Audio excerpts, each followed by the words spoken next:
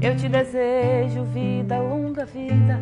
Te desejo a sorte de tudo que é bom, de toda alegria ter a companhia, colorindo a estrada em seu mais belo tom. Eu te desejo a chuva na varanda, molhando a roseira pra desabrochar, e dias de sol pra fazer os teus planos, nas coisas mais simples que se imaginar. E ao som dessa canção lindíssima, Te Desejo Vida, da cantora e compositora paraibana Flávia Venceslau, música que inclusive a nossa convidada de hoje me presenteou no dia do meu aniversário, que me arrancou lágrimas, e por isso eu trago ela aqui para vocês. Nós damos início aí a mais um episódio do podcast Reset Humano, série Mulheres.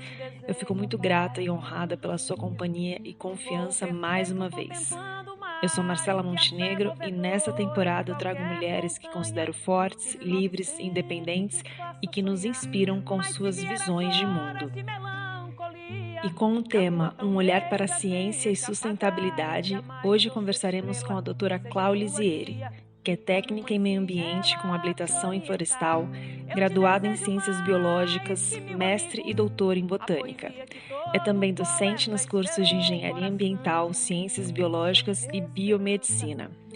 Em 2018, foi presidente da diretoria executiva da Apex Brasil, Associação de Pesquisadores e Educadores em Início de Carreira sobre o Mar e os Polos, e atualmente usa a ciência e a docência na gestão pública, atuando como assistente ministerial no Centro de Apoio Operacional do Meio Ambiente Natural do Ministério Público no estado de Mato Grosso. A Clau realiza diversas pesquisas envolvendo os temas da ecofisiologia e biotecnologia de cianobactérias, microalgas e plantas aquáticas, adicionados aos estudos de impactos ambientais, especialmente na Antártica, onde esteve por algumas vezes, e no bioma Pantanal, que é a sua casa natal. Como cidadã, parte da sociedade, ela desenvolve trabalhos para divulgação e popularização da ciência envolvendo as redes do ensino privado, público e sociedade em geral. Praticante de atividades na natureza, apaixonada por montanhas, idealizou o projeto Ciência nas Trilhas, criado para tornar a ciência acessível a todo mundo, em todas as idades e locais. E, por fim, ela se considera aprendiz e servidora da natureza, de toda a gente, sua diversidade e aventura.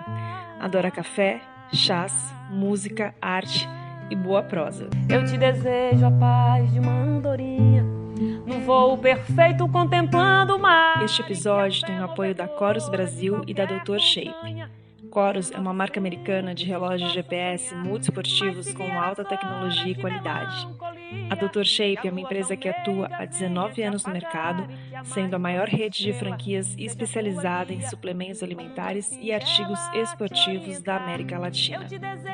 E lembrando que em breve divulgaremos a pré-venda do kit Adventure Reset Humano, que contará com uma camiseta, uma bandana personalizada com palavras que representam a essência do Reset Humano e uma garrafa Camelback com a nossa logo.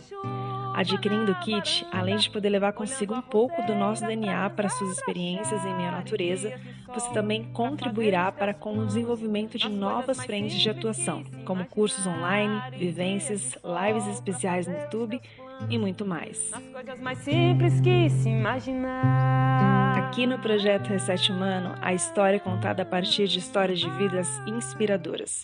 Você pode conhecer o nosso trabalho, os âncoras e os nossos valores através do site www.resethumano.com.br.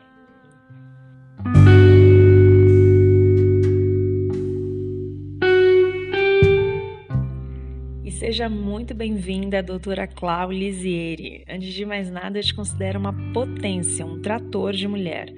Ao mesmo tempo que é prática e racional, atributos necessários para quem atua na área da ciência, você também transmite sensibilidade, é simples e é humana. É uma honra ter sua amizade e ter você aqui novamente no podcast Reset Humano. E para a gente começar, eu trago um poema lindo de introdução. E abre aspas. Prezo insetos mais que aviões. Prezo a velocidade das tartarugas mais que a dos mísseis. Tenho em mim esse atraso de nascença. Eu fui aparelhado para gostar de passarinhos. Tenho abundância de ser feliz por isso. O meu quintal é maior do que o mundo. Fecha aspas. Esse é um poema do Manuel de Barros, um escritor do século XX, seu conterrâneo, inclusive, nascido em Mato Grosso, Cuiabá, e que é considerado um dos maiores poetas brasileiros, recebendo diversos prêmios literários. E, Clau, você que foi nascida e criada numa cidadezinha do interior do Mato Grosso, conta um pouco pra gente como foi a sua infância, a sua adolescência, sobre quais lembranças mais te marcaram e o quanto elas foram essenciais na construção da Clau de hoje.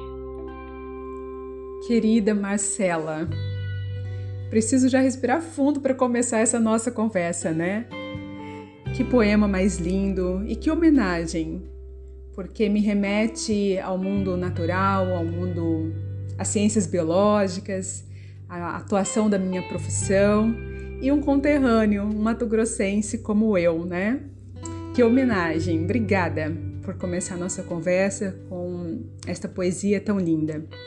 Eu tenho certeza que esse nosso bate-papo será cheio de emoção, assim como são as nossas conversas, porque temos que assumir, né, para os nossos ouvintes que eu e a Marcela somos amigas pessoais, então esse tipo de conversa é algo comum entre nós, conversas profundas, conversas filosóficas sobre a vida, e que bom que nós temos esse espaço hoje para dividir um pouco das nossas discussões.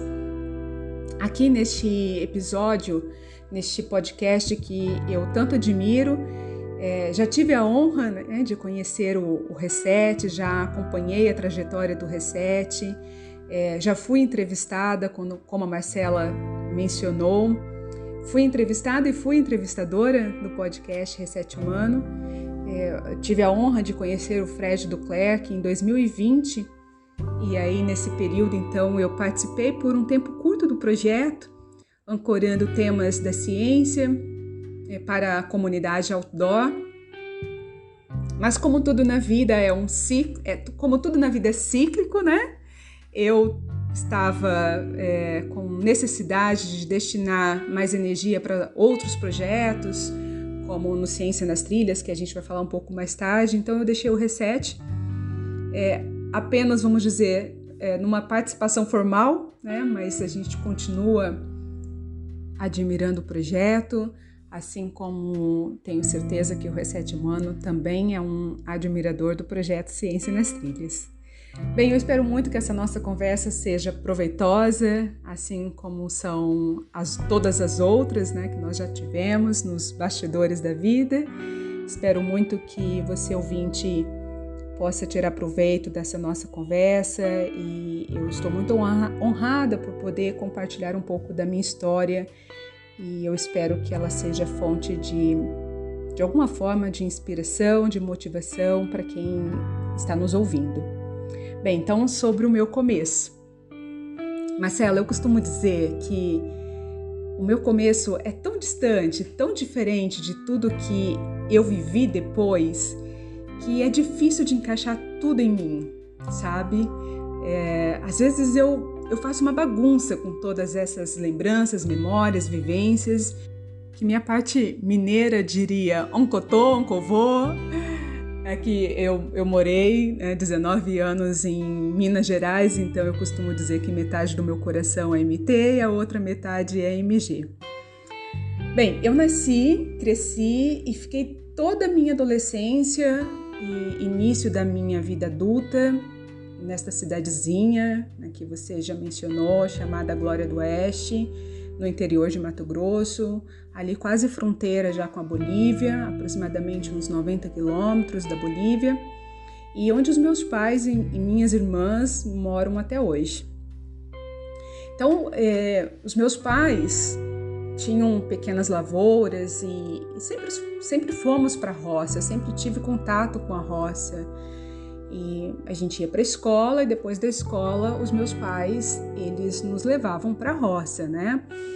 E porque ambos trabalhavam na agricultura, era uma pequena lavoura. Essa era uma época que a pequena agricultura ainda se sustentava, né, por si só, o que já não acontece mais hoje com o advento, né, das grandes culturas, da monocultura, da maquinização, né, dessas culturas.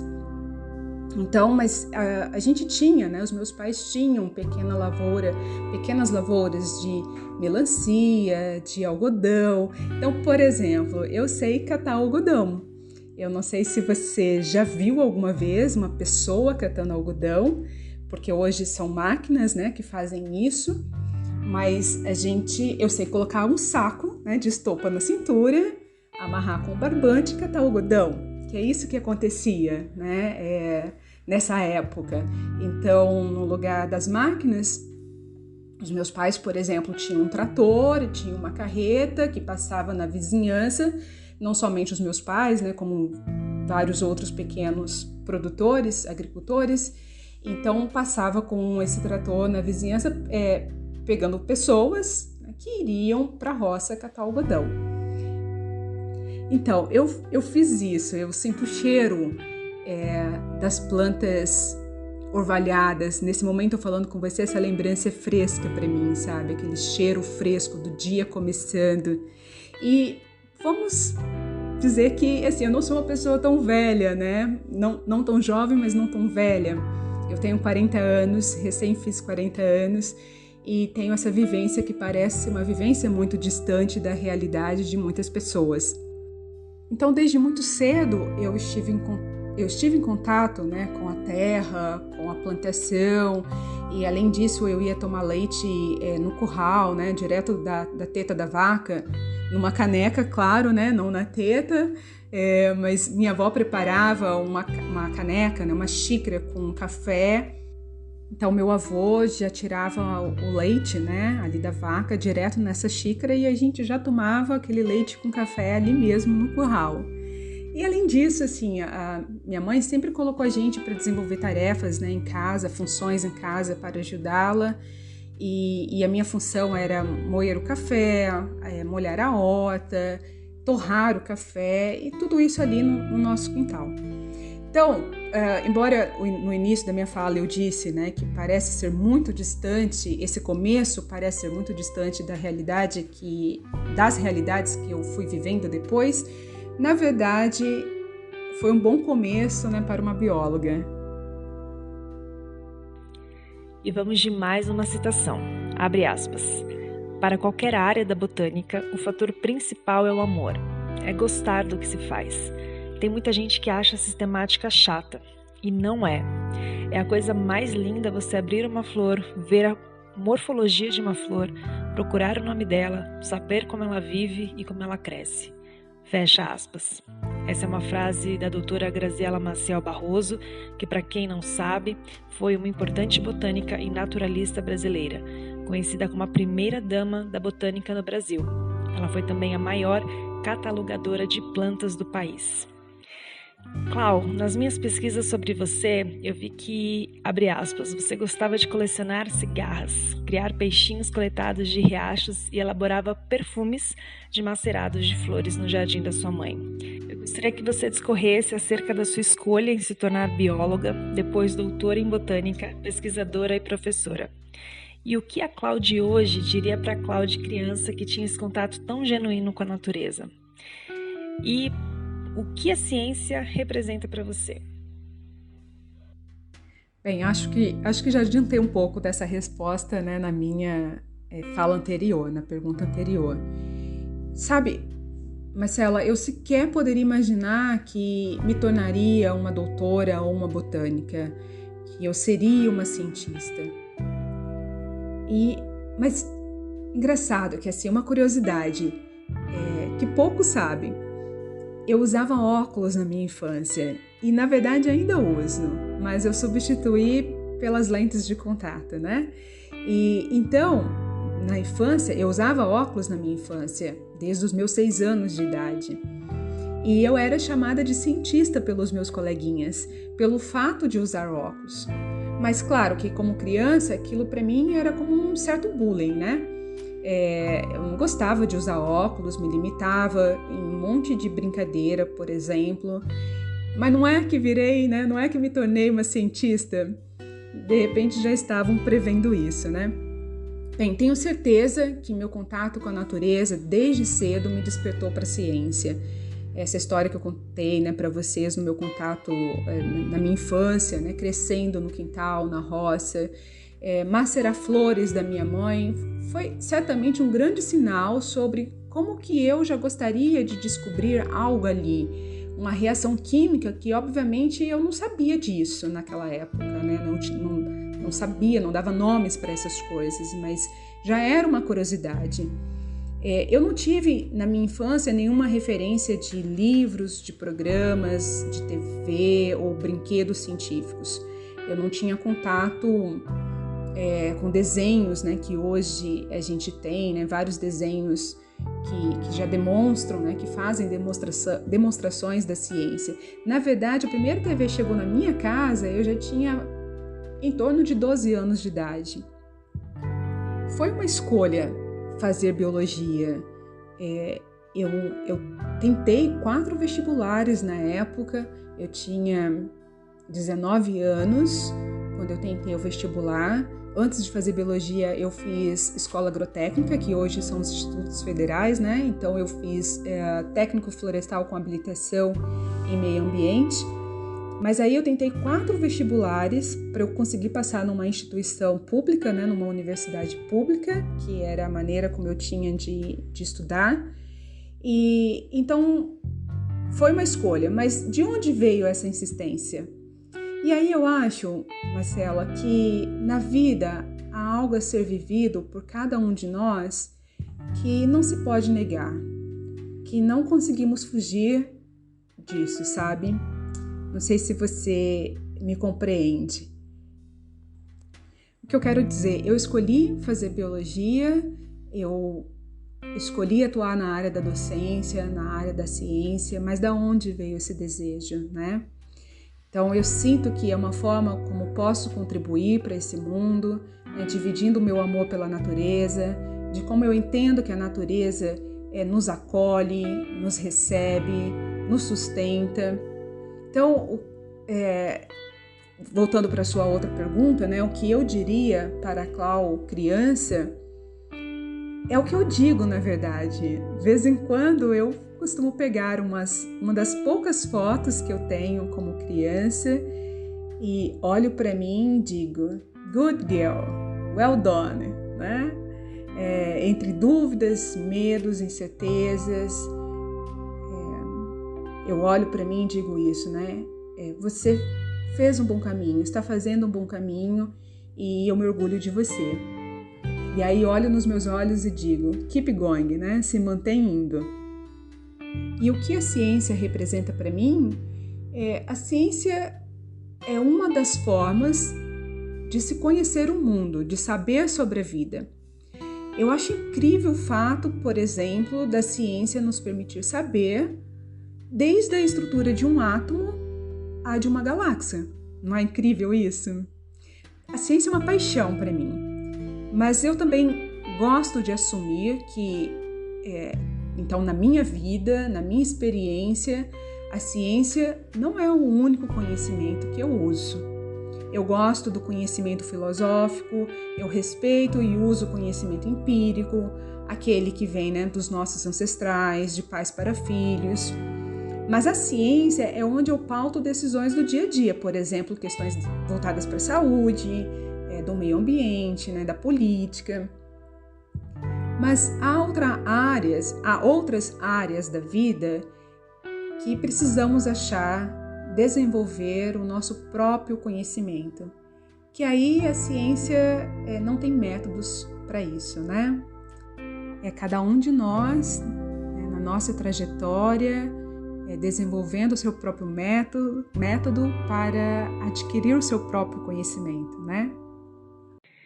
Clau, e conta um pouco pra gente sobre os trabalhos na área da ciência e biologia em que você já atuou, quais as expedições necessárias para as respectivas realizações e qual ou quais delas te foram mais especiais e por quê?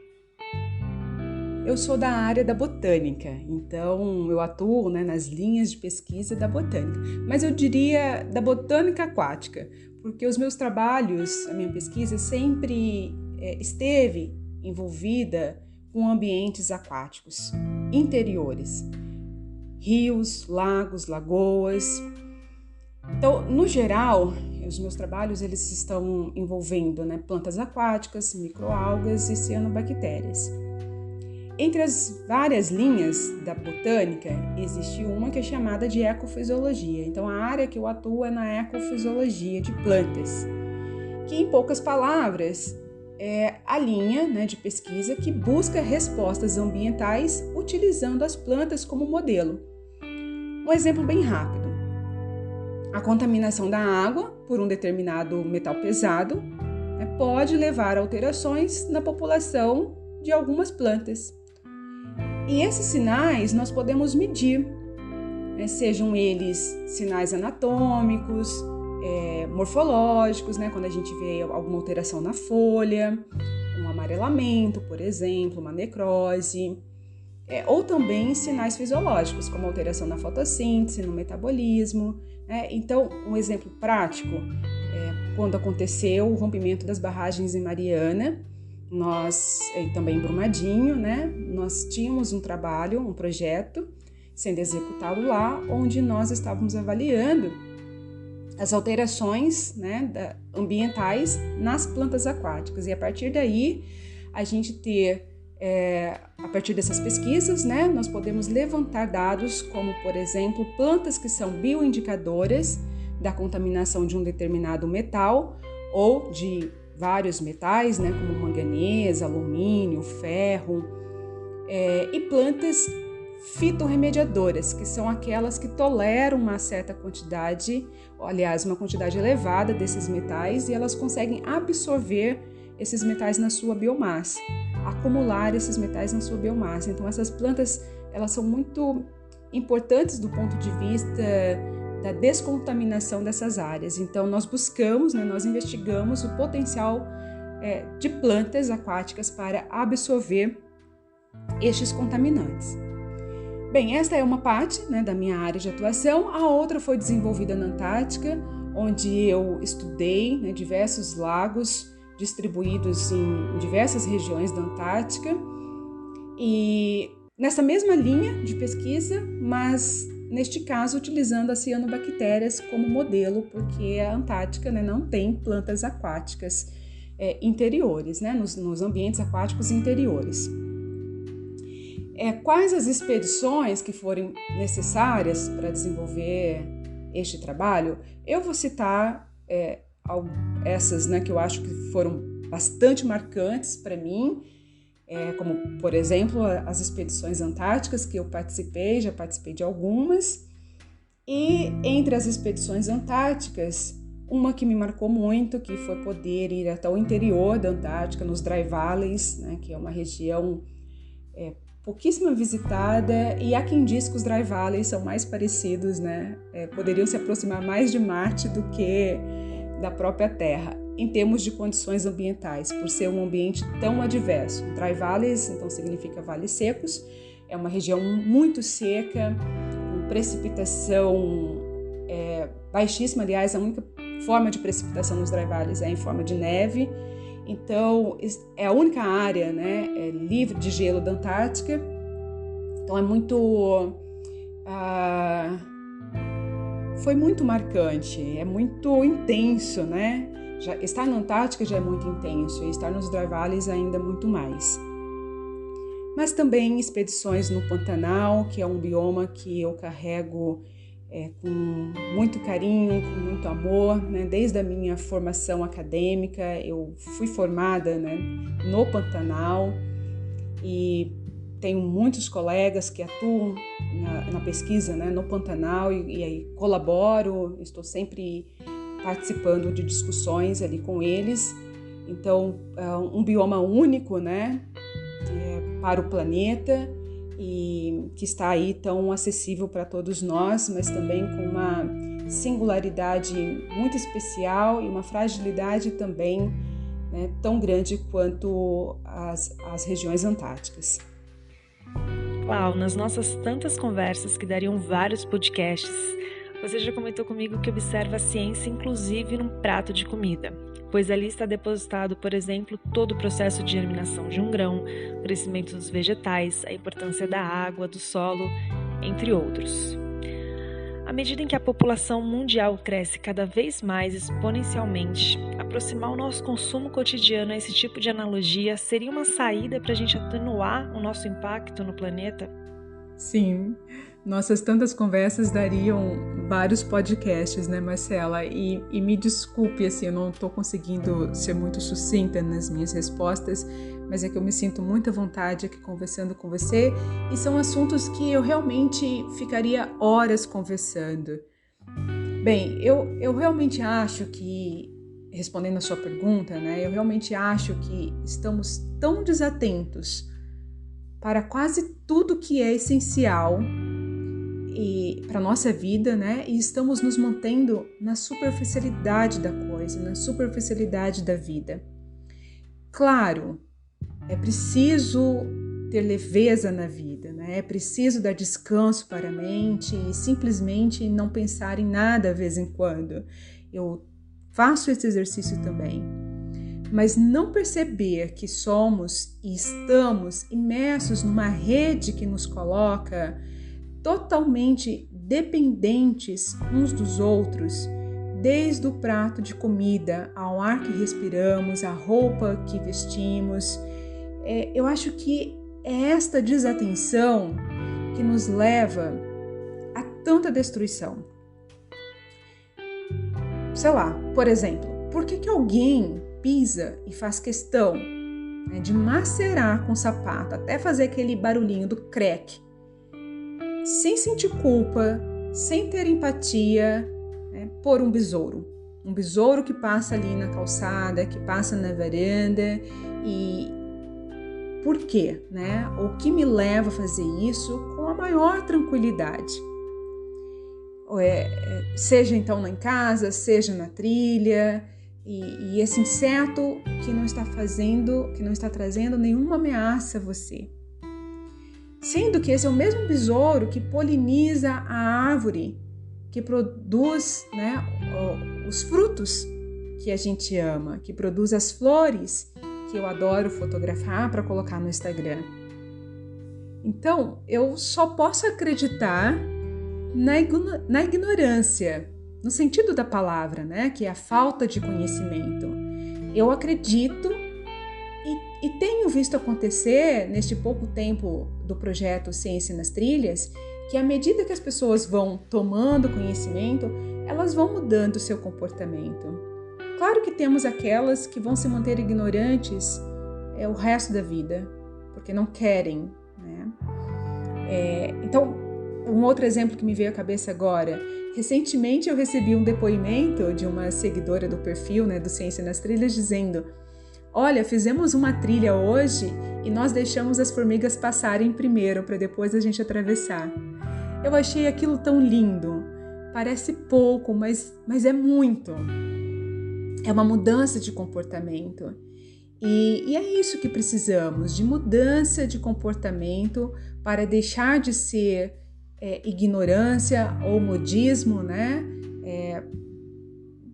Para ser a manutenção, para ser respeito e manutenção da vida neste planeta.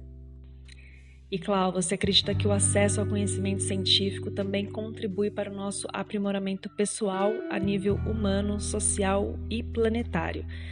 Para contribuir para que mais e mais pessoas compreendam a ciência, você tem ministrado inúmeras palestras de divulgação científica para estudantes do ensino fundamental, médio e superior, tem promovido oficinas para professores das redes privadas e públicas também, além de fundar o Ciência nas Trilhas. Então, conta um pouco para a gente sobre a sua visão da ciência cidadã e da sua importância, e também fale aí sobre o Ciências nas Trilhas.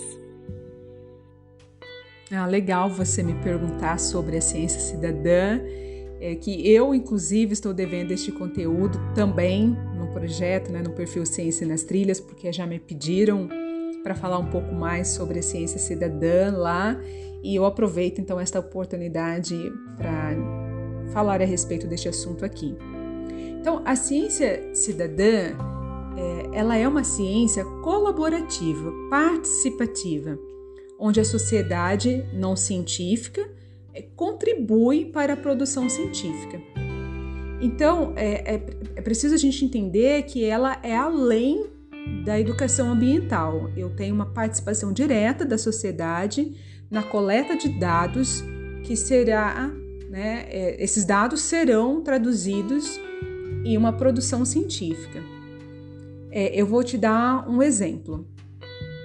Pessoas que estão fazendo um cruzeiro podem contribuir para a pesquisa de monitoramento de golfinhos e de baleia.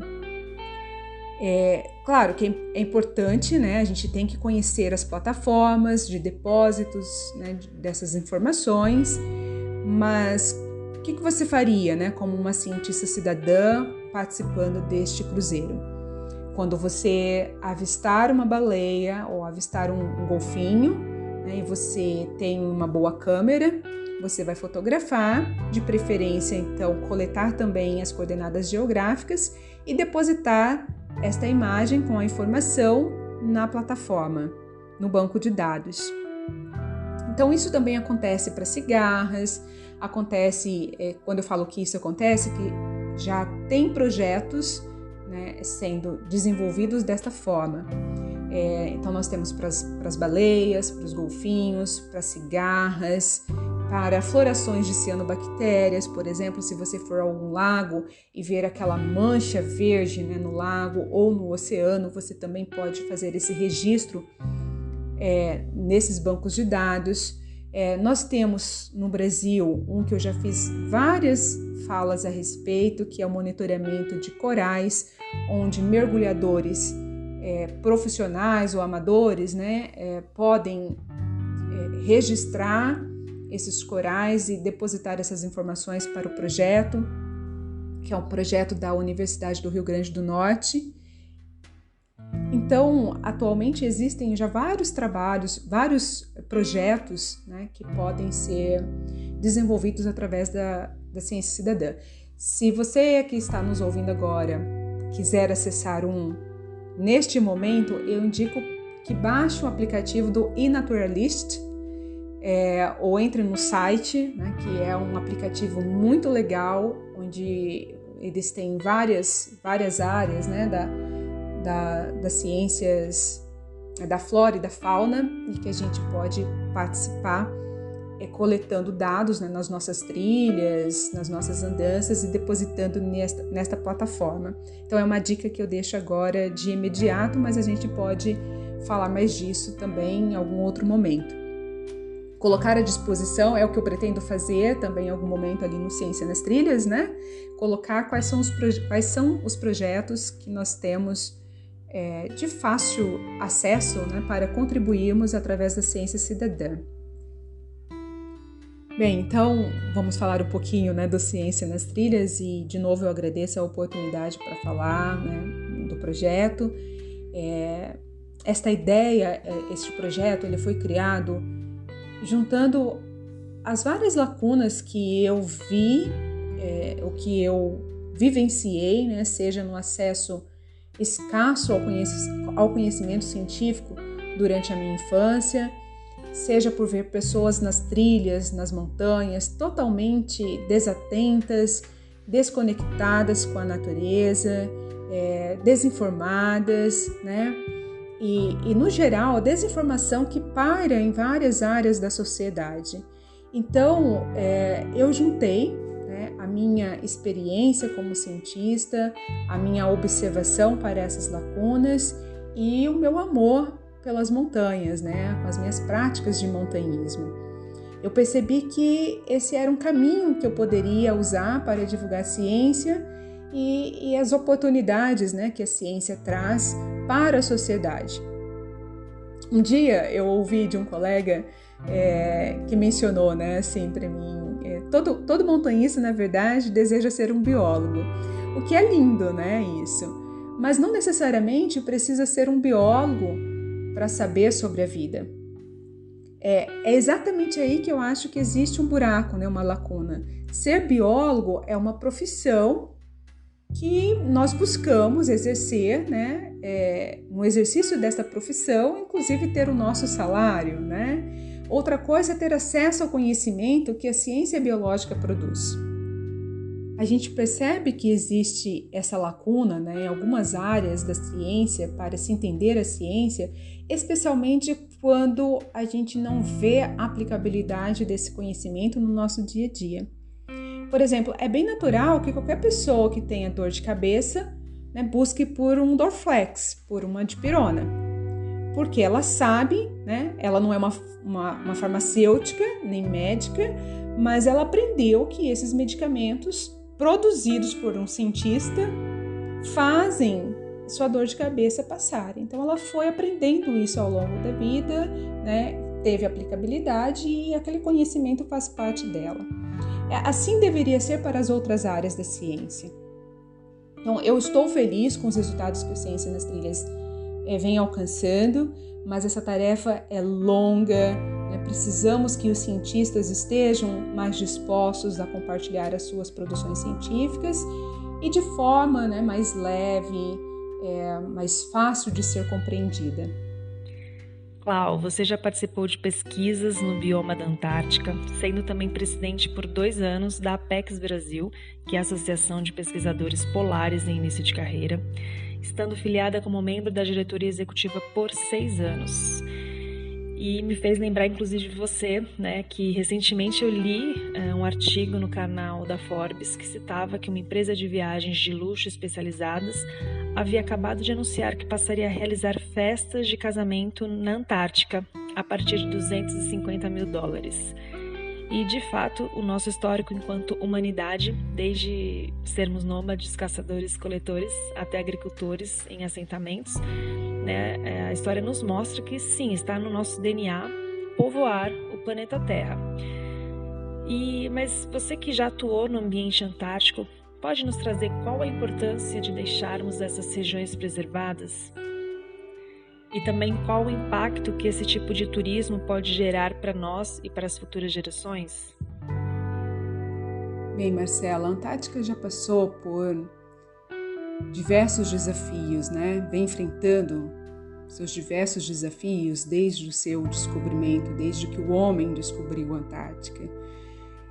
E passando desde a caça às baleias, né?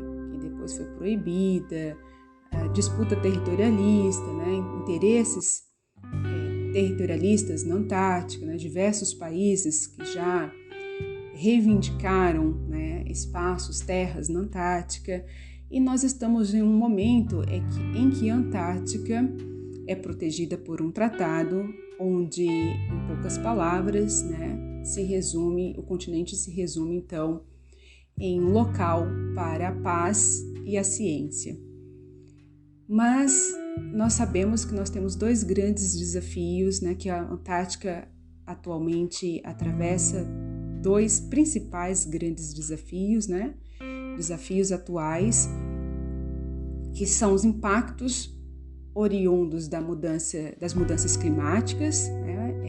A tendência para o aquecimento global, e isso a gente nem vai prolongar porque as mídias já estão aí falando, né, a respeito e trazendo muitas informações, né, sobre o desprendimento de plataformas, quedas de geleiras, né? Desaparecimentos de icebergs em função do aquecimento global. O outro desafio é o turismo na Antártica. E aí, antes de falar a minha opinião, né, a respeito do turismo, vamos questionar um pouco por que os turistas escolhem ir para a Antártica, para um lugar tão remoto onde não há hotéis, né, luxuosos ou outras infraestruturas glamourosas, vamos dizer assim. Existe, como você mesma contextualizou, né, um senso de aventura que nos pertence desde que entendemos a nossa história, senso de aventura, de exploração, né, desde que entendemos a nossa história como ser humano. Então isso permanece, né, esse senso de aventura, que na Antártica ele é exaltado, né, ele é experimentado, especialmente porque você está num lugar distante do resto do mundo, né? Experimentar o clima polar lendário, né? Já que muitos que vão para lá estão em regiões tropicais ou subtropicais, e atravessar o mar, né? Os mares agitados, né? Então, existem pesquisas fazendo esses levantamentos, né, que eu inclusive estou colocando agora, expondo agora, são dados a partir de pesquisas, né, de pesquisadores, de cientistas que eu conheço e que trabalham com turismo antártico e investigam, né, as motivações para irem para a Antártica. De antemão, eu assumo que eu não sou contra o turismo na Antártica. Eu sou contra o turismo predatório, egoístico, egocêntrico, exibicionista, que não acontece somente na Antártica, mas em qualquer outro lugar. Esse turismo não é bem-vindo para mim. E na Antártica, a questão da Antártica é que o continente é um local extremamente sensível aos impactos ambientais. E o turismo, né, na Antártica é o que a gente tem avaliado de principais consequências. Derramamento de óleo do navio, né, atropelamento de baleias ou outros animais marinhos, transporte de plantas exóticas. Nós temos plantas habitando a região peninsular ali da Antártica, né, que são plantas levadas da Terra do Fogo. Caranguejo, mosquito, né, já são organismos que nós, quando eu falo nós, né, a comunidade científica, tem identificado na Antártica, né, que não pertence à Antártica e que foram para lá e estão se adaptando à região. Além disso, a gente pode correr o risco de dispersão de bactérias, de vírus para os animais, né, para a fauna antártica.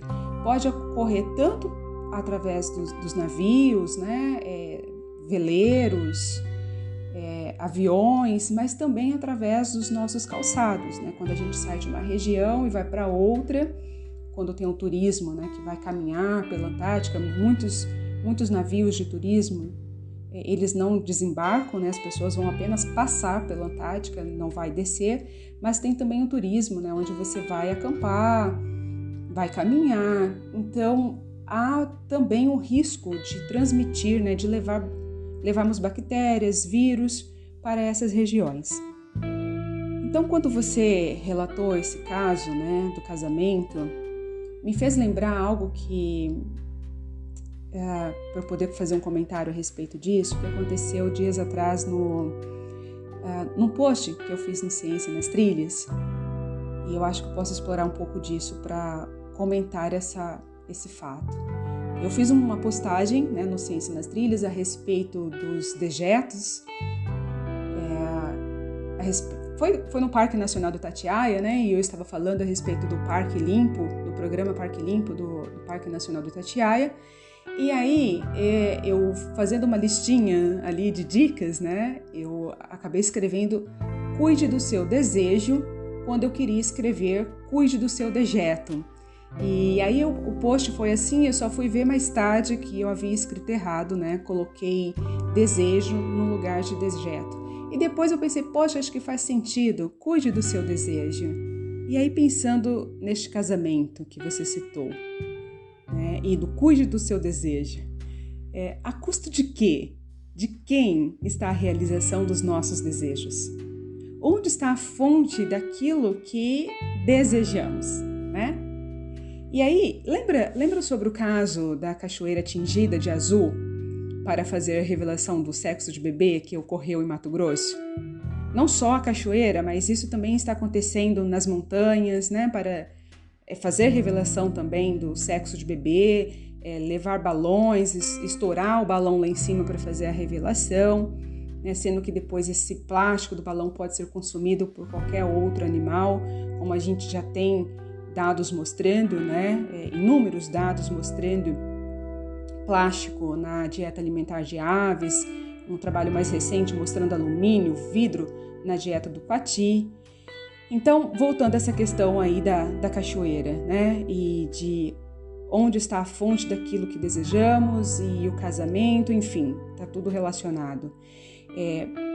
Antes, os nossos pais esperavam 9 meses para saber se teriam um filho, né, ou uma filha.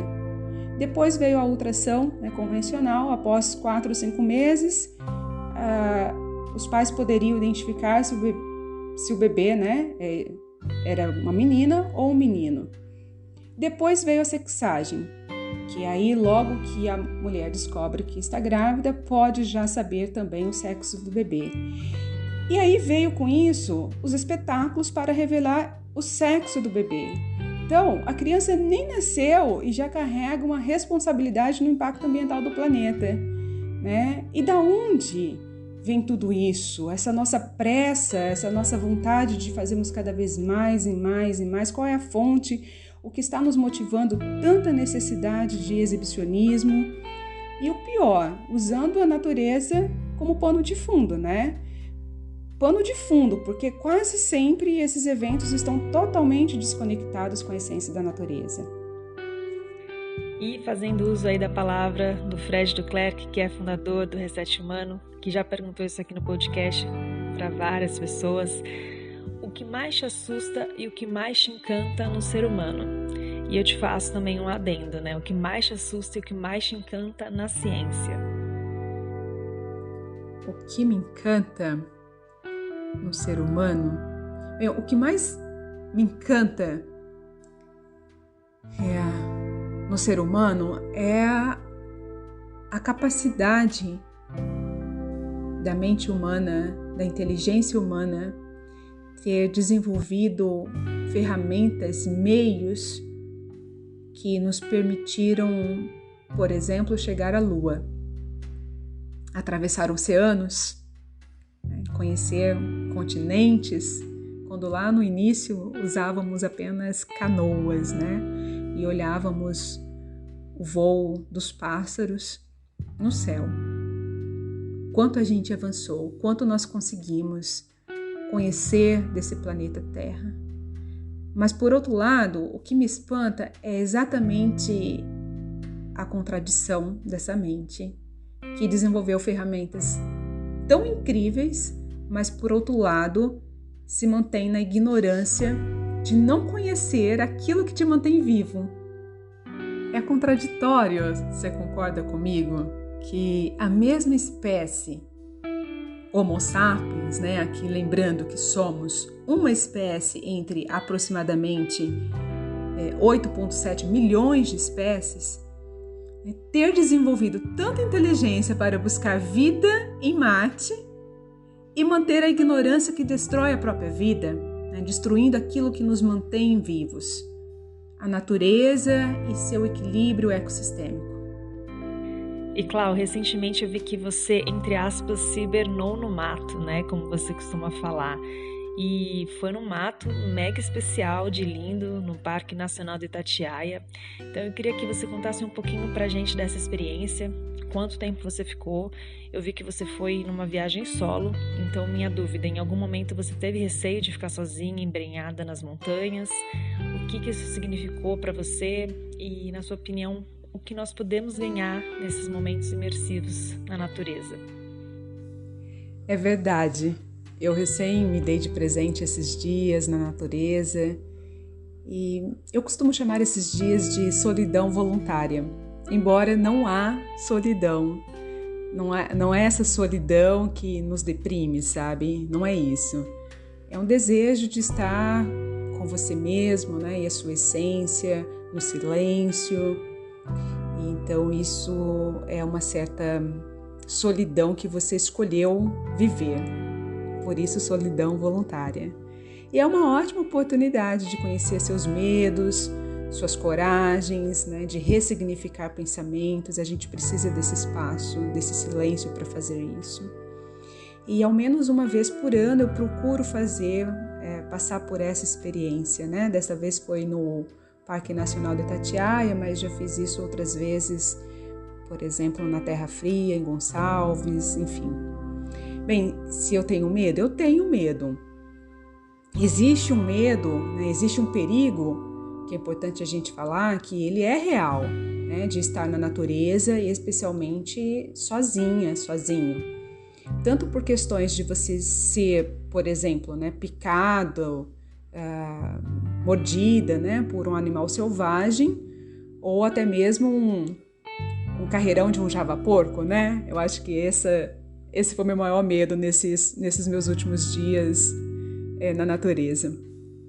Bem, e também pela vulnerabilidade, né, intrínseca de ser mulher, na natureza, na rua, andando sozinha. Mas a maior parte, eu percebo, sabe, que desse medo são coisas da mente, né, criando historinhas para te amedrontar.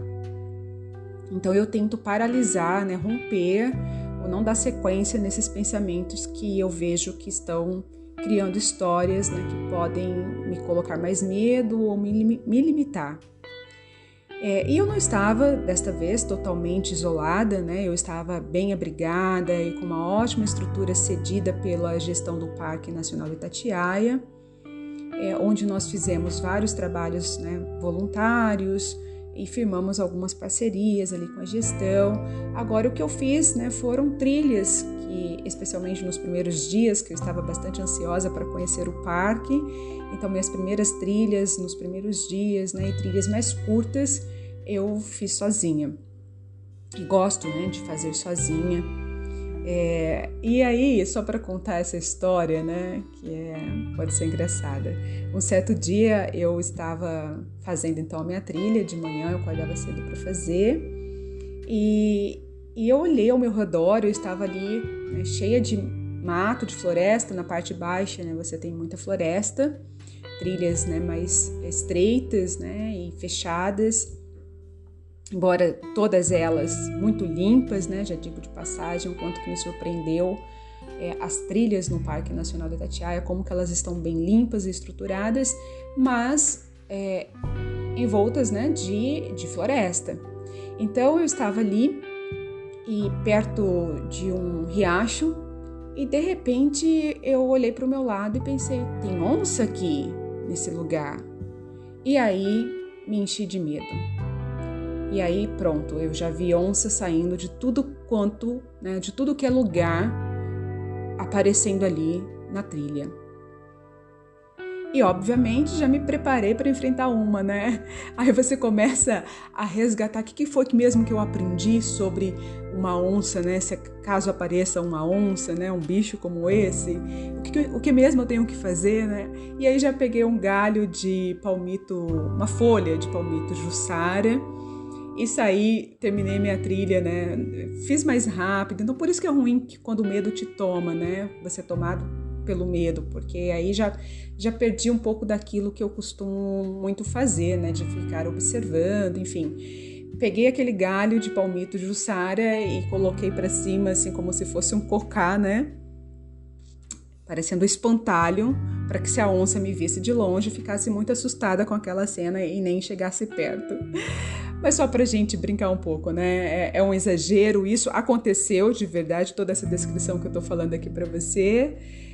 Mas é um exagero e claro que a gente tem que tomar mesmo cuidado, né? Mas certos lugares você procura saber, né, ter informação, né, do lugar que você está indo, né? Eu acho que na verdade a maior preocupação acaba sendo essa questão de cobras, né, de aranhas que são mais camufladas e que podem estar mais presentes nas trilhas.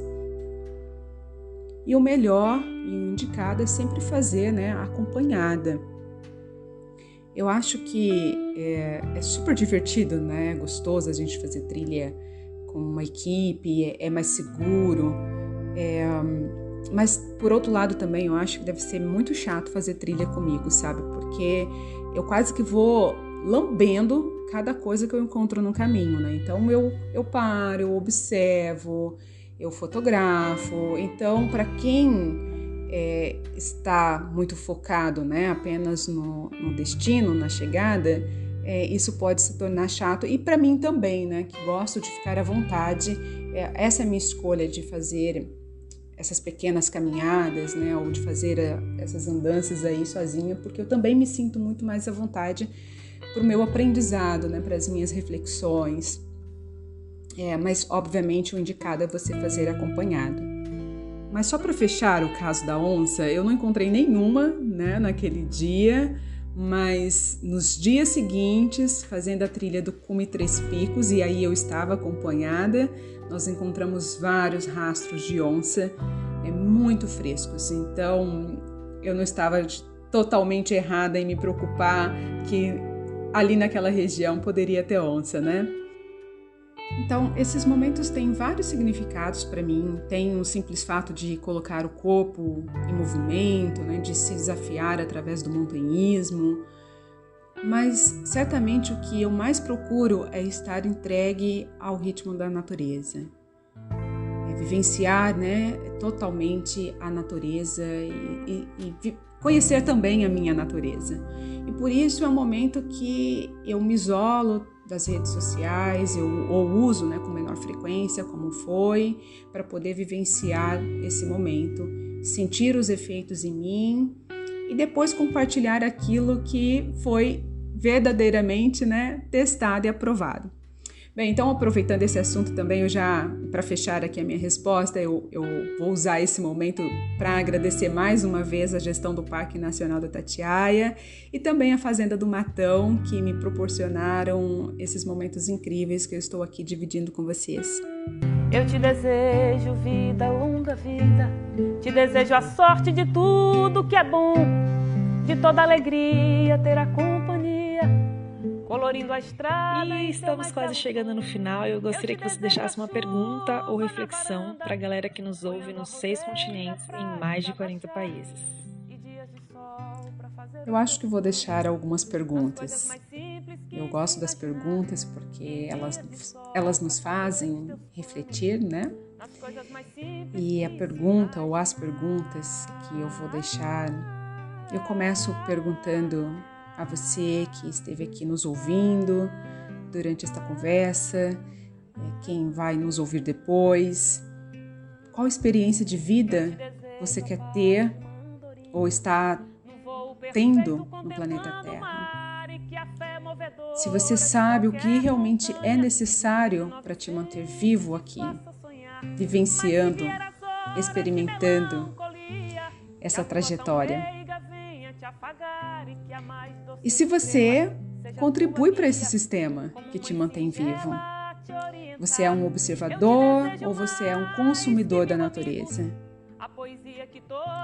Eu entendo que essa é uma tarefa difícil porque é difícil para mim também. Então, eu não estou aqui pregando nada, né, uma lição de moral ou algo desta forma, porque eu realmente compreendo que é um processo difícil e eu já me transformei e estou me transformando ao longo desses meus 40 anos, o tempo todo. Então, eu entendo que é uma tarefa difícil porque exige consciência, exige atenção plena e a maior parte dos nossos atos é inconsciente. São atos fundamentados, né, em algo, em alguma história que gasta tempo e coragem para a gente olhar.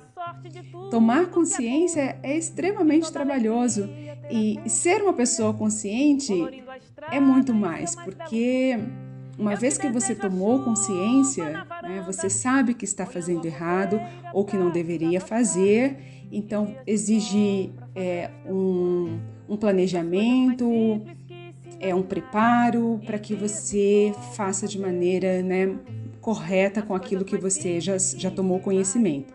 Por exemplo, seria muito mais fácil eu deixar o meu dejeto, né, no matinho, lá na trilha, o meu papel higiênico, do que eu pegar o meu kit dejeto, né, levar a cal, o papel jornal, embrulhar o meu dejeto e colocar no meu kit, né, no meu potinho e levar para casa e depois pensar o que eu vou fazer com aquilo.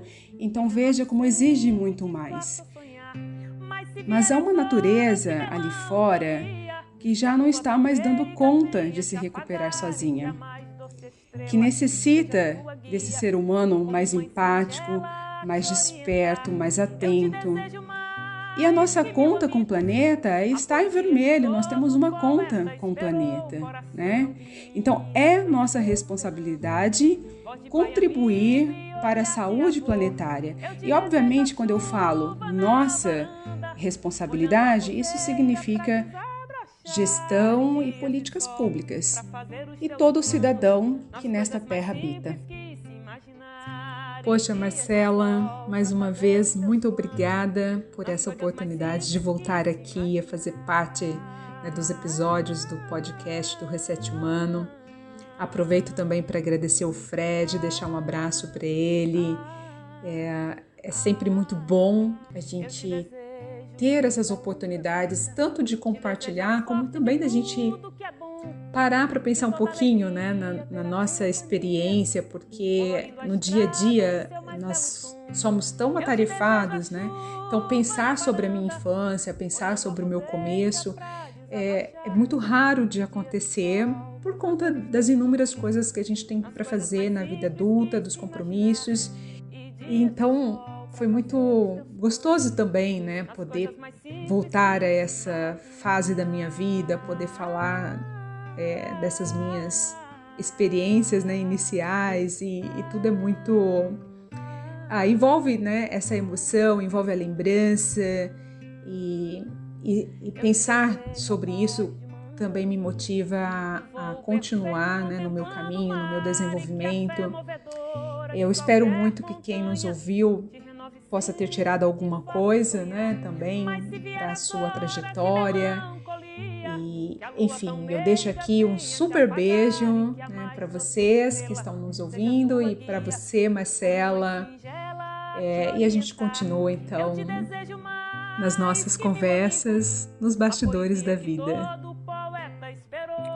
Clau, querida, muitíssimo obrigada pela sua participação, por trazer todo o seu conhecimento e o seu olhar para agregar ainda mais valor às nossas vidas. Esse episódio é muito especial. E a você, ouvinte Reset Humano, muito obrigada pela companhia até aqui mais uma vez. Muito feliz por poder dar esse baita reset com vocês.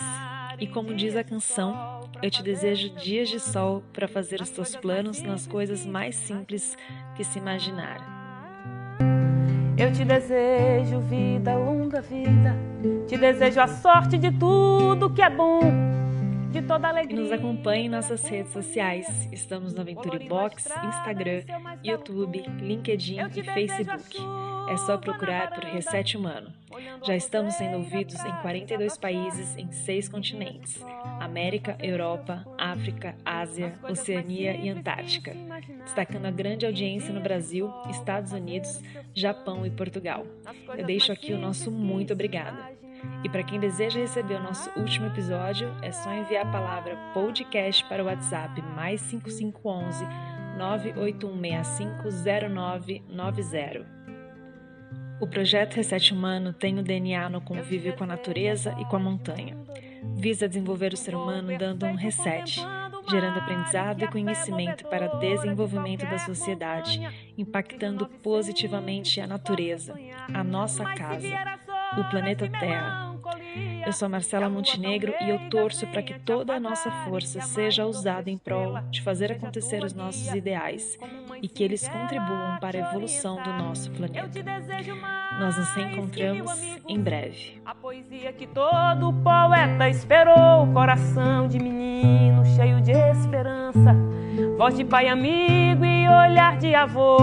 Eu te desejo a chuva na varanda, olhando a roseira pra desabrochar, e dias de sol pra fazer os teus planos nas coisas mais simples que se imaginar. E dias de sol pra fazer os teus planos nas coisas mais simples que se imaginar.